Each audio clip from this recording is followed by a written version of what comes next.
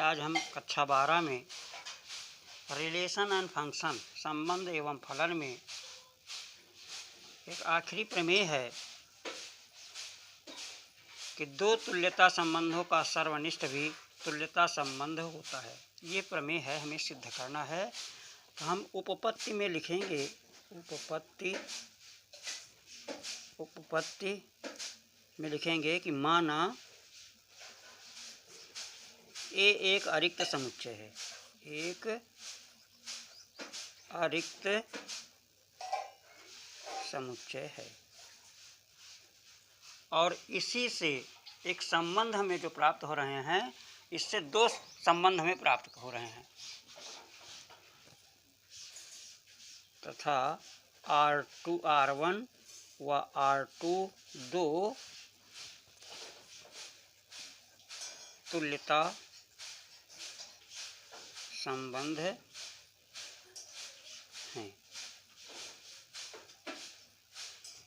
इतना हमें दिया है कि दो तुल्यता संबंधों का सर्वनिष्ठ भी तुल्यता संबंध होता है। हमें दिया है कि एक ए हमने मान लिया कि एक अरिक्त समुच्चय है, इसमें कुछ अवयव होंगे जहाँ R1 व R2 दो तुल्यता संबंध है। इसी ए से जो एक राशि से निकलेगा कार्टेशियन प्रोडक्ट, उसमें दो संबंध हमें R1 व R2 ऐसे प्राप्त हो रहे हैं जो तुल्यता संबंधों का पालन करते हैं।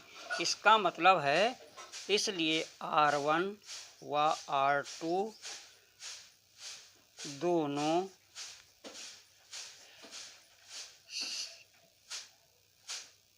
स्वतुल्य सममित तथा संक्रमक हैं।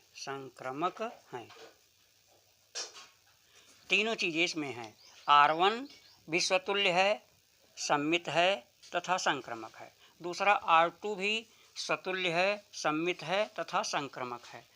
तो अब हमें ये सिद्ध करके लाना है, इसलिए हमें सिद्ध क्या करना है कि R1 इंटरसेक्शन R2 भी तुल्यता संबंध है, ये हमें सिद्ध करना है कि ये तुल्यता संबंध है। इसी में यूनियन का भी आ जाता है कि R1 यूनियन R2 भी तुल्यता संबंध है। तो हमने बताया था, एक अल्टरनेट मेथड पीछे बताया था, उससे भी आप निकाल सकते हैं वैकल्पिक विधि से। और दूसरा ये देखिए, आज हम थोड़ा फिर बदल दे रहे हैं इसमें कि अगर स्वतुल्य हम निकाल रहे हैं, फर्स्ट में स्वतुल्य, तो x कामा x ये R1 में, अगर ये स्वतुल्य है, ये सम्मित है R1 सम्मित है, तो x1 comma x1 belong to R1 तथा x कामा x हमारा जो कार्टेशियन प्रोडक्ट है x ये x और x ये बिलोंग होगा R2। ये भी तो तुल्यता है, दोनों स्वतुल्य हैं। तो x comma x belong to R1 तथा x comma x belong to R2। तो हम देख रहे हैं x कामा x इसमें भी है और x कामा x इसमें भी है। इसका मतलब ये हो जाएगा कि इसलिए x comma x belong to R1 intersection R2। R1 और R2 का जब हम उभयनिष्ठ लेंगे तो ये तो उसमें लिया जाएगा, तो ये स्वतुल्य हो गया। इससे हमारा ये सिद्ध क्या हुआ कि ये हमारा स्वतुल्य है। तो इसलिए R1 इंटरसेक्शन R2 स्वतुल्य है। अब सेकंड में देखिए, सेकंड में सम्मित में क्या होना चाहिए? सम्मित में होता है कि x कामा माना लिख दीजिए इसमें, तो लिखेंगे कि x comma y belong to R1, x comma y belong to R1 intersection, मान लीजिए इसमें, इसको उल्टा निकालिए, R1 इंटरसेक्शन R2।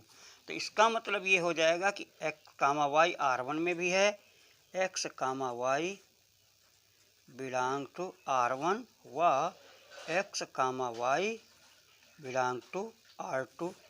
अब सममित के लिए क्या होना चाहिए, y comma x belong to R1 होना चाहिए।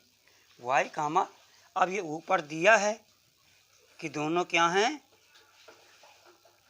R1 व R2 दोनों सतुल्य सममित तथा संक्रमक हैं, माने ये तुल्यता संबंध का पालन कर रहे हैं। तुल्यता का मतलब तीनों चीज़ें हैं इसमें। तो x कामा वाई माने R1 अगर सतुल्य है, इसलिए क्या हो जाएगा y कामा x, इसलिए y comma x belong to R1 व इसमें भी y comma x belong to ये R2 हो जाएगा। तो y कामा x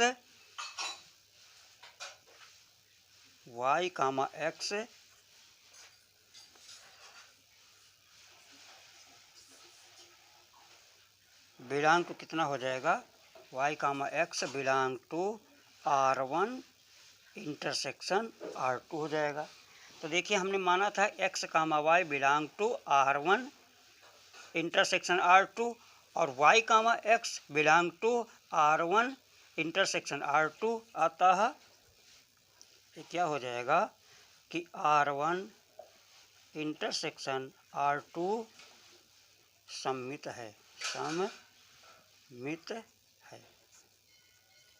अब आइए तीसरा देखें, थर्ड में क्या है, संक्रमक होना चाहिए। संक्रमक के लिए हमें क्या करना पड़ता है कि संक्रमक के लिए होता है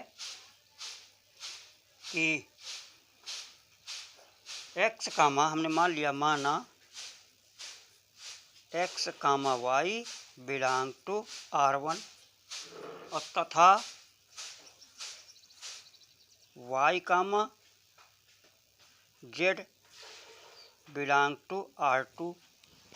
तो हमें मालूम है कि ये R1, हमें मालूम है कि R1 और R2 दोनों क्या हैं, R1 तथा R2 दोनों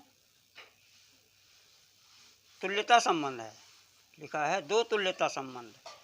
तो R1 यहाँ पे तुल्यता है तो इसमें संक्रमक होना चाहिए। तो x comma y belong to R1 तथा y comma z belong to R1, तो y कैंसिल हो जाएगा, x कामा z, इसलिए x comma z belong to हो जाएगा R1।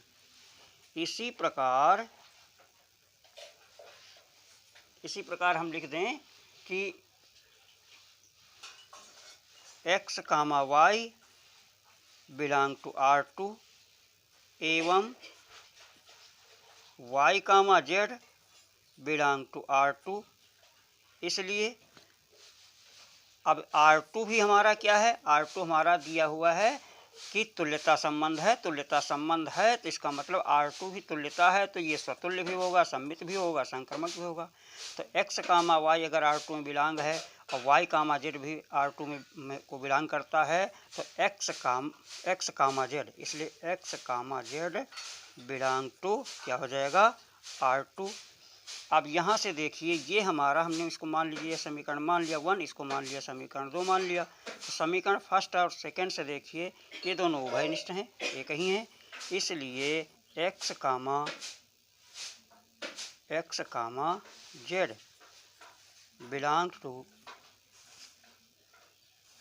x comma z also belong to R1 intersection R2 में भी होंगे। तो लिख देंगे, तो अतः R1 इंटरसेक्शन R2 संक्रमक है। तो यहाँ पे हमें तीनों मिल रहे हैं। R1 देखिए पहला लिखा है R1 इंटरसेक्शन R2 स्वतुल्य है, दूसरा R1 इंटरसेक्शन R2 सममित है, तीसरा लिखा R1 इंटरसेक्शन R2 संक्रमक है। इसलिए R1 इंटरसेक्शन, अतः R1 इंटरसेक्शन R2 तुल्यता संबंध है, अतएव R1 इंटरसेक्शन R2 तुल्यता संबंध है। Hence proved.